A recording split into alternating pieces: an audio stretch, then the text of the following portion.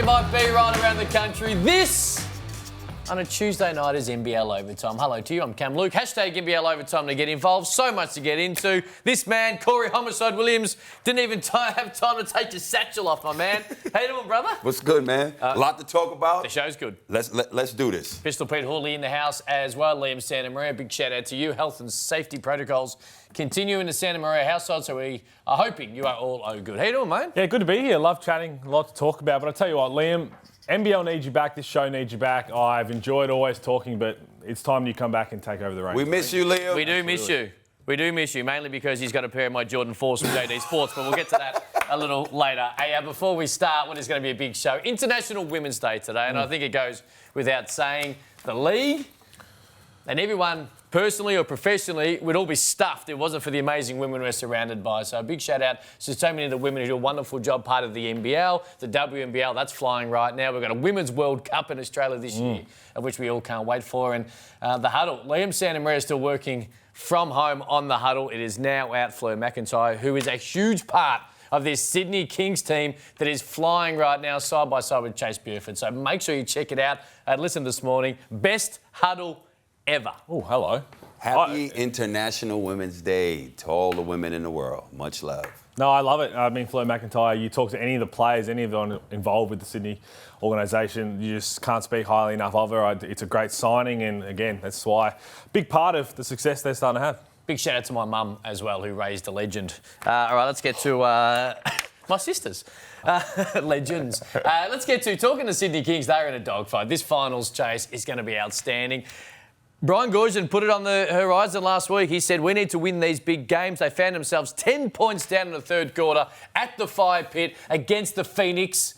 And then they changed the game and got the biggest win of the year. And this right now continually excites me. I'm going to start with you, Peter Hawley, because the Hawks and the Kings are both in good form, but this was a huge win for Illawarra. This was massive. And again, listening to Gorge over the last week or so when they're about to go on all these road games, how important it is to just build this momentum of, okay, we're going to come out here, our backs are against the wall, we're fighting, we've got a tough schedule on the way home, there's so many games not in the Wynn Entertainment Centre, and to be down 10, to win the way they did is going to do them wonders in this business end of the season. And I tell you what, Antonius Cleveland, perfect signing for them when you lose Justin Simon. I think he's been outstanding all season, but single-handedly changed the game in this one. His defensive efforts in the second half, in getting out in transition on the offensive end, and Rattan Mays, again, when they were struggling to put points on the board, Tyler Harvey had a really tough night. Rattan Mays was almost unguardable.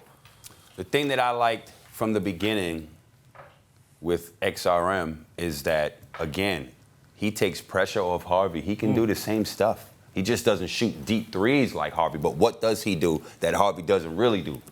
Get in the paint and finish at the rim. Not floaters, finishing at the rim. And because of that, you know, he's been balling the second half of the year. It's been difficult. Been a lot of, you know, ups and downs with trying to find when he should go versus facilitating.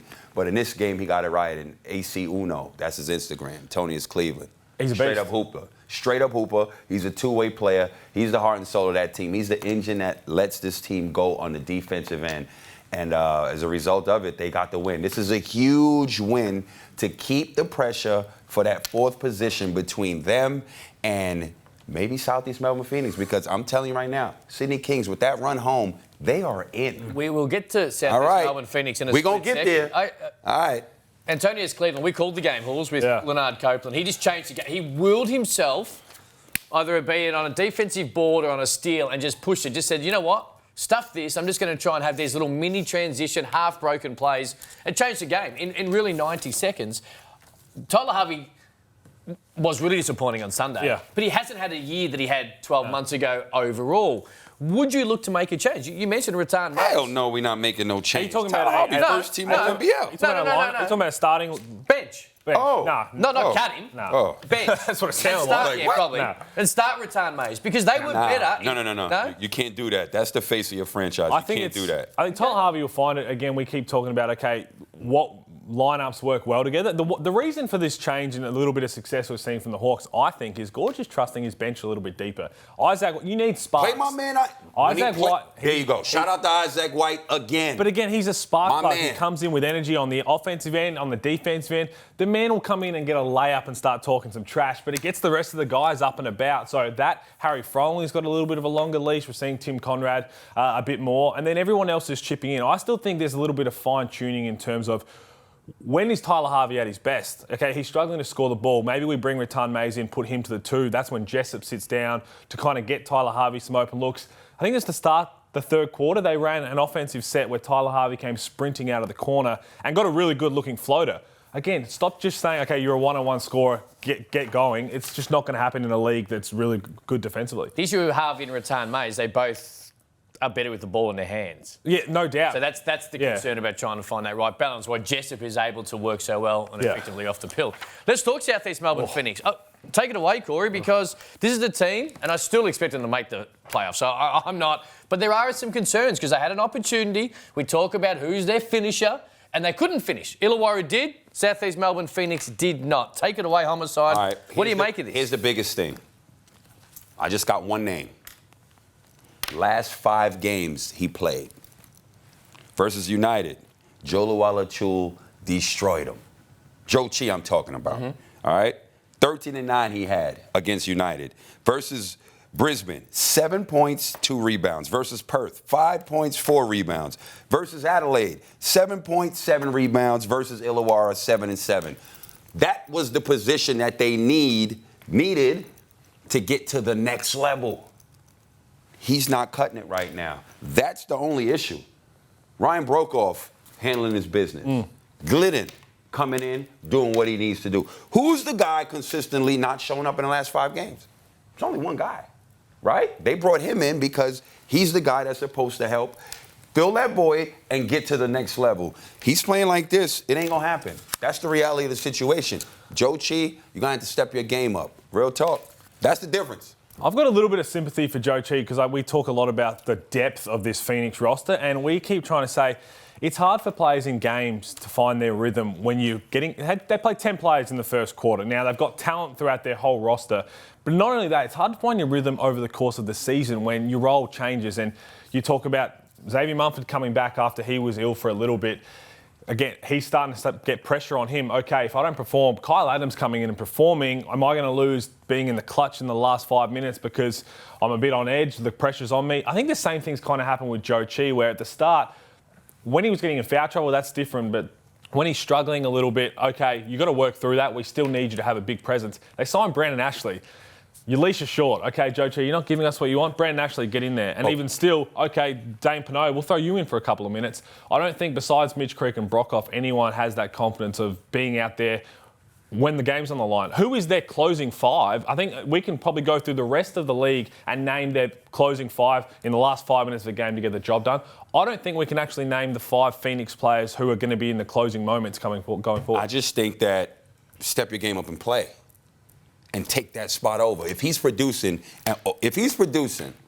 is he going to be on the bench? Of course not. Lack of productivity will put you on the bench. That's the thing I love about Coach Simon. Fair trouble. He don't care who you are. Oh, yeah, he'll bring someone else in. Sit down, you ain't producing. I'm going to give you an opportunity. I'm not buying the foul trouble nonsense. How many games Plays on his mind. has it been? Plays on his mind. In this league. How many games already? You keep doing the same stuff, you're going to get the same result. You got to change. I think the foul trouble plays on his mind. We seen it on Friday night in Adelaide. We picked up straight up, and it takes him out of his rhythm. You got to adjust, in the actual game. You got to adjust. I don't disagree. You know what I mean? If I know the ref is calling like this, I'm going to play off this guy on defense. If I'm not in a position to get the rebound, I'm not going to go get it. Well, it's the same as Brandon Ashley. You talk about foul trouble. When he came into that game in Adelaide, That's just what he loves to do. In that Adelaide game, he only had 1 foul, but he went out there and didn't crash the boards as hard because he was trying to not get those in that foul trouble. And that's plays not on him. His mind. That's not him. It plays on their minds where they're trying to protect themselves from fouls, and you don't see them getting the rhythm of which we know they can get in and play their best basketball. Brandon Ashley played minutes on Friday night, but it wasn't a Brandon Ashley that was really good when he was at New Zealand last year? Well, but we talk about the guards. Who's their closing guard spots with we know Kyle Adams, I think he's leading Six Man of the Year contender. Xavier Munford's there. Liafa's been closing out games. Cam Glidden, we're starting to see a little bit more. At full strength, when everybody's healthy and in real, I feel like it's got to be like a Munford, Glidden, Brockhoff, Creek, Joe Chi. I think Glidden has to be on the floor late because he spreads it and the ball has to go through one man's hands. It's got to go through Mitch Creek. It just has to. You've got to let him make the plays. But Cam Glidden, I know Liafa is an exceptional defender. We're seeing that so much this year. That's why he's starting. That's why I signed Metro Trust. We're forgetting Cam Glidden is a good defender, if not a great defender, has been in his career. And I think the more he gets comfortable in the lineup and plays a little bit more, maybe we start to see a little bit more Cam Glidden in the clutch. Whose streak is more impressive? The Kings have won 6 in a row. Melbourne United have won 5. Look, Melbourne United beat Brisbane, Cairns, New Zealand. These are teams they should beat. South East Melbourne, Phoenix, they beat. And Perth. That's one impressive win. I'm going to say 2, right? Against South East Melbourne, Phoenix, and Perth. Sydney, the hottest team in the league. South East Melbourne on the road, impressive. Brisbane, that was the win that really changed Jalen Adams' play. Perth at home, very impressive because that's the second time they beat Perth in a couple of weeks. Adelaide on the road, impressive because the way it went down at the end. And Cairns, and that's the fully strength Cairns team, minus 1 player. Yeah. And that's an impressive Cairns team. And that performance that Cairns put on was a tough performance. They had to win down the stretch. I'm rolling with Sydney. No, we're not Sydney, big win. We're not jumping over that. You gave Sydney ticks for betting similar with the same team. Not true. It's the same team. I'm going to tell you why. The performance that Cairns put on the road in Sydney was not the performance that Cairns put on in Cairns versus Melbourne United. That's relative. That means Melbourne did a better job at stopping Cairns on the... Melbourne, no Joe Luala-Children. That wasn't impressive. You're the number 1 team in the league. You're supposed to beat Cairns. But that was without on the road. JLA. You're still supposed to beat Cairns. And they won by 20. Why was that impressive? Well, what's the difference between them then going to Sydney? Did you see the performance Cairns put on in Sydney? I did. Was that impressive? Scott Machado had 30. He was good. What did he have against at home? But don't you give the defensive team Melbourne? I'm not giving them props to beat Cairns. They're the number 1 on the ladder. What did you think they were supposed to do? I think he's agreeing with us, but he's not. I'm not. I don't disagree. I think Sydney have been incredible. You see the performance that Adelaide had against Sydney on the road. I mean, at home against Sydney. Was that impressive? That is relative to the team you're playing against, right? Was it impressive? I think this... What did it take for Adelaide to lose that game? Like Jalen had a crazy shot. Does this say, you mentioned the 2 performances, is this saying a little bit more about Sydney's lack of defense? I'm rolling with Sydney. This is a little bit of where you go. Like, when you're saying about how well one of these teams played, that is relative to what the other team does. Correct. So Melbourne just shut Cairns out at home. And Sydney that was easy to didn't do. have their chance. I'm also going to roll with, I think Sydney, they played the same team. We've all got the same answer. I just didn't like the way you got to it. That's okay. But I'm just saying, I'm rolling with the Kings. Yeah. I think, again, it's... Nobody can not you guys. There's nobody that can tell me anything about Sydney Kings right now. And actually, I got a question. You ready? Teams in a grand final. Xavier Cooks, JLA, Mitch Creek, Cotton, Law, and Adams. Who is not making NBL first team? I've been waiting for this. I'll bring the technicality up. Unfortunately... No technicality. 2 of those players will miss. Because you've got 4 inside players. You've only 2 spots. Tell me the 4 inside. Cooks, JLA... Vic Law and Creek? Vic Law and Creek. You can only have 2 of those. Okay. They're Are all they listed, not threes? No, they're all listed as inside players, I believe. Which is, sure? again, we've always had that question. Mitch Creek at the 3. We can find a technicality here, I think. Have you heard anything else? I haven't heard a thing. I've always been under the assumption, especially the last couple of years, that Vic Law and Mitch Creek, I know they start in the power forward, they can play the 3. They're listed as inside players. Again, we always have this discussion when it comes all NBL. If you be creative, you can find Creek on a wing. Who misses? We haven't seen it because in the last couple of years, some bigs have missed out for that exact reason. And we're like, come on, that's not how it should be. In that, I think they are the 6 players in the competition. But if we're looking at the rules and those 4 are inside players, you need another wing, and I think that's Chris Golding. I think we have to we have to change the rules. Going forward, we have to have... I legitimately think... We've been saying this for a long time. If we've got some centres now in the league, it hasn't always been the case. Until Andrew Bogue had come back, the centre wasn't necessarily a huge factor in the NBL, right? Yes. So now I think from next year we need to go centre, forward, guard. We need to go back to the traditional way. I like it. But you are right with the technicality. I saw you tweeted it last night. You said it on the broadcast. You spent 24 hours. And I was like, I knew you were going to bring it up, but it's annoying because if you look at that, it's probably going to come down to, I think, between Creek and Law. But again, Vic Law's averaging 20. Law is balling. So, and it's going to be absolutely enormous. Creek is hooping. They're all hooping. Cooks is hooping. Yeah. You know, the locks on here, JLA, Adams, and Bryce. Cotton. Yeah. So, one of those guys ain't gonna make it. You know what? We have raised this a lot right now, and obviously the NBL and the NBA have such a good relationship right now. I legitimately believe there is a continued push. It won't be this year, of course. The NBL needs a select team to go to Summer League Vegas and play their own, because these guys are going to go, right? Cooks is, all those guys are going to go. We're going to have 50. We're going to have 20 people. JLA ain't going to Summer League. Oh, what? JLA is not going to Summer League. Why? JLA will be contracted as a rostered player in the offseason. He ain't going on Summer League. He'll still go to Summer League. No, he ain't. If he does that, He'll still go to Summer League. Jock Landale went to Summer League? Yeah. Did he? Well, Did he go to Summer League last season after grand final MVP? COVID. There was COVID. and he went to the Olympics.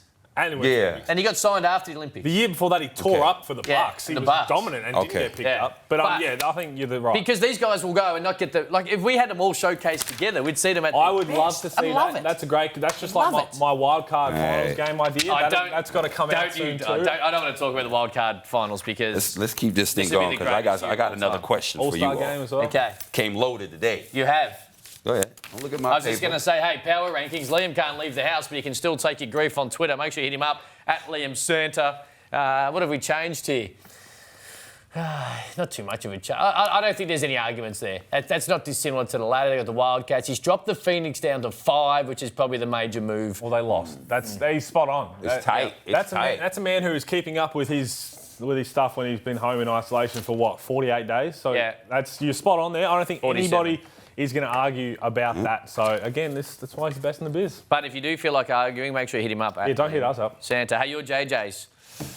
Look, They got there on Saturday night. they got there. And, Can they still shape the finals of the playoff race, do you think? I think at best they could be 5th or 6th. Yeah. And they would have to go on a ridiculous streak to get to 5th somehow and shake up. They can shake up who positions in the top 4. I want to give a shout out to Scott Roth and what they have done down there. And that man on screen right there, Mikhail McIntosh, his last 3 games were very impressive. He's a guy that is taking some time and struggled. At one point, he was averaging 5 points per game as an import. And those numbers usually do not keep you employed for long. But it was that game against Melbourne United where he balled out. Sure did. Right? And they won. But the last 3 games, 21 versus Brisbane, 15 versus Perth, 22 versus New Zealand. Over the last 3 games, he's averaged 19 points per game, especially against New Zealand. This one we're watching when Josh Adams and Josh Majette were both underwhelming. And those are the guys that really carry the bulk load of what this team does on the offensive end. But he really balled out. And shout out to him, man, for continuing to persevere, and his teammates and Scott Roth for putting them in positions to get off. That was a beautiful left-hand scoop finish. It's good to see. I don't think we're giving him enough credit, Mikhail McIntosh, for what he's done. Everybody was saying, okay, he's got to go. He got the tap on the shoulder from Scott Ross saying, look, if you don't perform, we might have to make a change. And not only perform, but the way he's gone about it now is exactly why they signed him. So credit him for turning it around, but credit the JackJumpers, Scott Roth, for giving him a little bit longer of a leash to be able to show that he can perform and having that trust and faith in him. But that game at Launceston, now, love it. You can see the crowd loves it. I love when they go regionally. The whole Tasmania wants to get around the JackJumpers. Someone's just got to grab a spanner and just go on the rim. Just loosen the rims ever so slightly because those things are like pinball machines. And any shot that hit the rim was just flying up into the air. Oh, man. Continue. Continue. Shoot a swish. It doesn't matter how tight the rims are. Adelaide. Now, last week you were cowardly because you knew about the Casper Ware thing and you wouldn't drop it on this show. Remember, he's like, oh, there's a guard linked to Adelaide. He wouldn't drop the name. He's a former championship teammate of yours. Mm-hmm. You know Casper quite particularly well. Kane Pittman's done a great sit-down on ESPN website and check it out. And there's some of the quotes there. Do you believe... Look, they've lost 4 in a row, OK? Do you believe Casper Ware is the right fit for Adelaide? Considering we've got McCarron, we've got Dusty Hannahs, we've got Sunday Detch as well. Is he the right guy to bring in? Oh, let me get on the front foot. You talked about, I knew about this a bit earlier. When I spoke to Casper, it was all about, he was trying to figure out, he's playing in the Russian league and obviously his family's a bit concerned and all that kind of things to get him out. So I didn't want to jump the gun with any of that. But I think personally, if you want to get excited, that man can bring a lot of excitement to a game. And the Adelaide 36ers haven't had that consistently enough. You talk about right fit, a lot of it's going to be, we saw Cam Besto go down in the last game. If he's out for any sort of period or perhaps not 100%, then you're starting to think they've lost Isaac Humphries, they've lost Cam Bairstow. They probably need another big. But in terms of fans getting on board with a guy who's proven at this level, he's a championship winner and he can take over games, I'd love to see it again. Just before I let you go, I agree. I want to see Casper in the NBL because we love him and what he's able to do. My point is, so we don't see Mahavo King play anymore, right? So Dufamore no longer plays. I don't see those too much anyway. Well, I guess we don't. But then, so you've got 4. Dusty Hannahs, does that take away... Is it his best when he's aggressive? And we haven't seen that enough week in, week out. When he's aggressive and going, he's fun to watch. Maybe it takes a little bit of pressure off Dusty and that helps him a little bit. But then you've got Sunday Detch, who probably now goes to the bench as your best defensive player, puts a bit more pressure on Mitch McCarron. I want to see Casper in the league. I'm just not certain it's the right call. You know what we're going to see? If it does happen and they get the deal done, which I've heard if it does happen, it'll be very soon. So you think it's been done, right? No, I don't think it's been done. I think they're going to be very close if it all works out in the next couple of days. I'll let you know when I hear it. But we might see Mitch McCarron go to the 3 and then turn into Cairns Taipans Mitch McCarron. You've been wanting Cairns Taipans Mitch McCarron. If he's playing at the 3, read your handwriting, mate. If Mitch McCarron's playing at the 3, you've got Casper at the 1, Sunday Detch at the 2. Mitch McCarron's more than capable of guarding a wing. He's going to fly in for rebounds, going to open up a bit more offensively. That might be a fun group to watch. Let me explain something to you. Please. I would love Casper Ware back in this league. When he had the league, it was his league. He was the benchmark. Agreed. Remember those battles between he and Cotton? I was front row. First of all, he is a two-way player, one of the best two-way players in the league since he's been in the league. 1. 2, it'll be a great pickup. Hannahs, put him to the side. The young pups, put them to the side. You will go with Sunday, Mitch, and Casper. That's fine. At those 3 positions, they can defend. They can all guard. They can all guard, interchangeable. Correct. They can guard. Yep. He can shoot the 3. He's one of the guys when I say, we ain't losing tonight. Give me the ball. I got this. Y'all follow me. That's him. That's what a lot of teams are missing. He would be perfect to be back in this league on any team. Agreed. I hope he comes back and comes back quick. So if they sign him, and Pete obviously believes they will, if they do sign him for next year as well. Don't just bring him in for a season that unfortunately is probably going to miss the playoffs where they are. Sign him for that. Get him for next year, and then you can build. Haven't heard any, but I'm with Sunday Detch. You can build those 3 together, and then you can build the rest. I love him. I don't want to make it seem like I don't want him in the league. I'm just not certain how the fit is for 10 games. Yeah. Bring him in for 10 games and a season. The issue is they've got Mitch McCarron obviously signed to that big deal with Sunday Detch. So is Mitch McCarron has been transformed into a point guard. Is he going to go back to next season? Okay, I'm going back on the wing. I think, again, he's shown that he can play the point guard on great teams. We saw it at Melbourne United. I would love to see how those 3 work well together, though, for the end of this season. I think it'll be awesome to watch. And anyone who thinks, okay, they might be a bit small, you obviously haven't seen Mitch McCarron play defence properly. You haven't seen Sunday Detch, and you definitely haven't seen Casper Ware switch onto anyone. That man can stop anyone. Dude, that would be a very difficult perimeter to score on. Hey, let's get into, all thanks to Amy, Santa's watching. Santa is watching. He's working in conjunction with one of his elves, Peter Hooley. And you take it away, Hools. What do you got for us this week? I'm a real co-contributor to this. So you are. Keep my eye open for a lot of these things. Check out Dan Schmidt. They put this on the socials. That's why he wears white sneakers. Yeah. Look at the reaction time. That's like a draft combine. Isaac White, you talk about the excitement. There's just a little something there with Dan Buda. 2 guys with the hairstyle. And look at this one. I'm not sure what the handshake is because I don't think any of them Need a mullet shake. They don't have a stash. But they just in sync. And how do you finish it? Just like that. Bang. Cooks and Bogdanovic just saying, how do we do that so perfectly? I mean, when the Kings are grooving as they are, these things like this happen. Exactly what happens. Tomorrow, Wigness just saying, oh, OK, I've seen enough of this game, down 20. Why am I not in this game? Have you got something you haven't told us? Have a look at this young fella. Have you got something you haven't told us, Cam? He does. He's trying to say he does scam, I'll son. tell you what. That's what the tweet says. I'm going to tell you this right now. He's going to turn up, when he gets older, he's going to be an incredibly good-looking kid. And then he's going to get into one of the best-looking adults on the planet, because I did look exactly like that. That's you. Yeah. That's either you or something you haven't told us, but either way. No, it's Big future ahead for the young fella. huge. He's going to end up hosting NBL Overtime in 2068. All right, let's get into our JD Sneaker of the Week. We'll just be warming up then. Yes or no will still be around. Have a look at them. Have a look at it. You're our fashionista here, Halls. All thanks to JD, of course, the undisputed king of trainers. You like them? I do love them. Wiley Bales. It's a nice little touch. I'm not the fashionista on this panel. I would be so far down, it's not even funny, but they are nice. Do you think they're nice? JD, the undisputed king of trainers. Have a look at this. They're finally releasing the men's Nike Dunk Low Chicago. Part of the Swooshers celebration, of course, of the NBA's 75th diamond anniversary. And they're clad in classic Chicago Bulls colours. They launch this Friday, the 11th of March, online via the JDAU app. I have told you time and time again, if you haven't downloaded the app yet, I don't know what the hell you're doing. Download the app today to make sure you don't miss out. I know you want a pair. Hey, Chicago Bulls is nothing better right now. Back in the history and now what they're starting to put together. Get on board. Big shout out to my man Ben at JD Sports, who always looks after me. All right, next stars. Love it. Well, I don't even really know where to start. All I do know is that I know where to start. Oh, okay. Oh, take it away. First of all, shout out to New Zealand's next star, Dieng. That man on screen right now.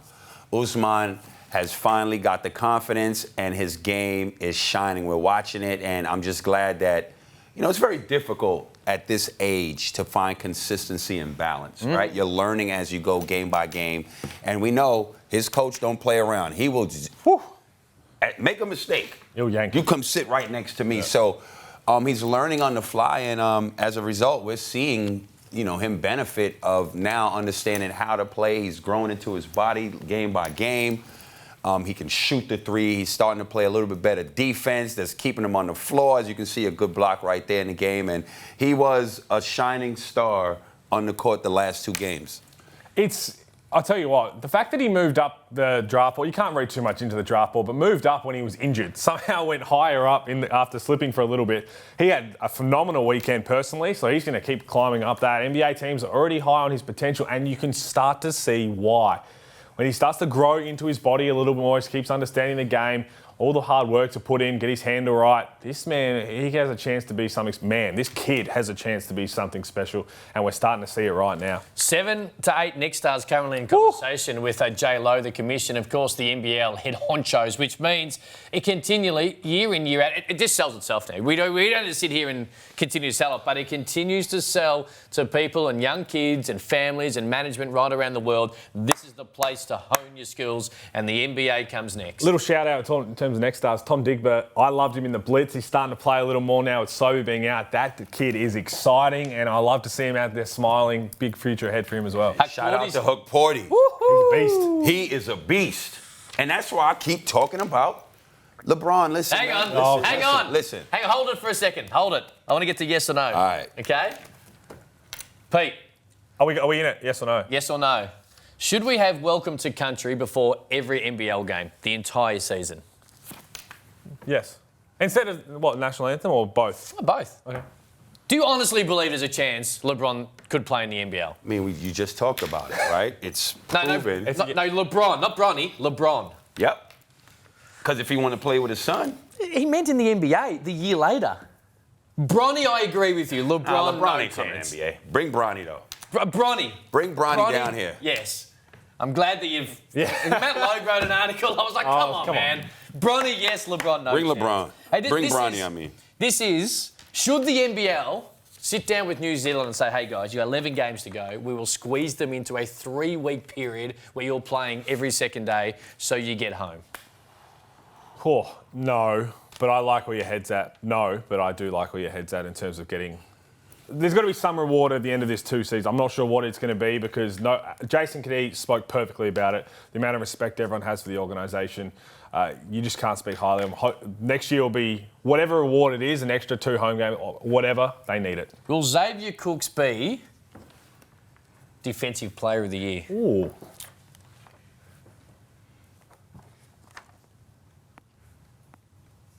Ooh. No. I'll answer it. No. Should the NBL... He should be. But who's he going to take? Melbourne United have 5 potential guys who can win it. Should the NBL be concerned about crowds? No. I still think we're still heavily impacted by COVID. Yeah, we're heavily impacted by COVID. I think it's something that it's going to slowly regulate. Now we're getting to footy season with delay, so no. Do NBL coaches sub too much? Oh, Yeah, man. Yeah, Too much. Good. That's it. We're done. Hashtag NBL Overtime to get involved. We are getting out of here. LeBron. Big weekend. Bring him down here, Bron. I'm more of a chance Bron, to bring play him the back NBL here, than fam. LeBron is. Bring Bronny down here. I got him covered.